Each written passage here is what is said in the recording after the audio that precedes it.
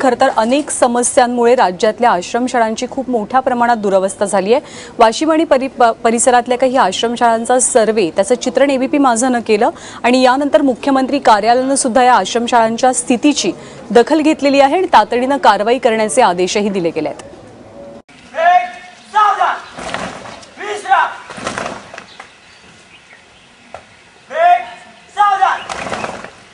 वाशिमच्या मुसळवाडीची शासकीय आश्रमशाळा,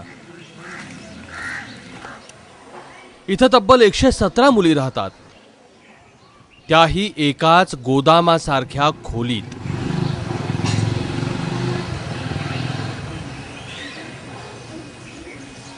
ना वेगळी खोली, ना वेगळं कपाट, ना टेबल, ना खुर्ची। पण छळछावणीची सुरुवात तर पुढं होते।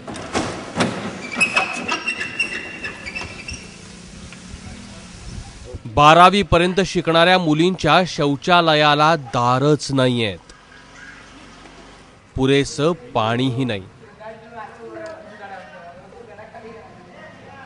मुली मैदानावरच्या टाकीवरच कपडे धुवायचं काम करतात।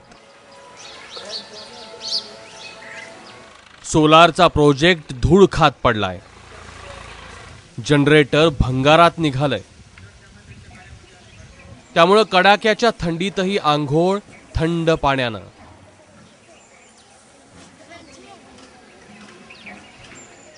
मी 12वीला आहे।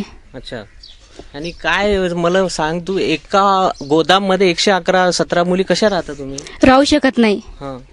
ते कुठे बी जिल्हा ठिकाणी जर तालुक्या ठिकाणी जर गेलं तर मोठ्या मोठ्या इमारती असतात, पण इथं नाही, इमारती नाही। तिथं चौघी 5 जणी मिळून एक एक हे आहेत, रूम आहेत, त्याला बेड आहे। इथं का बरं नाही? राहण्याची अवस्था इतकी बत्तड असेल तर खायचं काय? या बोर्डावरचा आहार फक्त दिखाऊपणा आहे।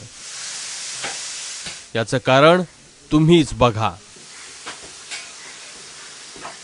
आणि मला सांग की सकाळी 7 वाजेपासून संध्याकाळपर्यंत काय काय देतात तुम्हाला खायला? सकाळी ते ॲपल, केळी, अंडी देतात। आज नाही भेटले, काल पण नाही भेटले। का नाही? तुम्ही विचारत नाही? कालही नाही, आजही नाही, नाश्त्यासाठी अंड, केळं, सफरचंद? ते संपल्यावर देत नाही, मग संपल्यावर अजून मग 2-3 दिवसांनी परत येतात। अच्छा, हा, म्हणजे एक खट्टे आणतात आठवड्याभराचा आणि संपल्याच्या नंतर शेवटचे 3-4 दिवस मिळत नाही का? नाही। बरं, मुलींच्या आश्रमशाळेत असं तर मुलांची अवस्था आणखीनच बिकट।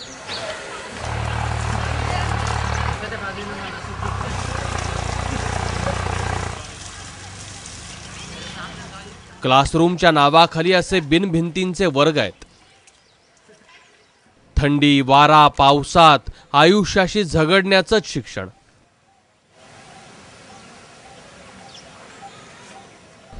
बऱ्याच सुविधा नाही तिथं।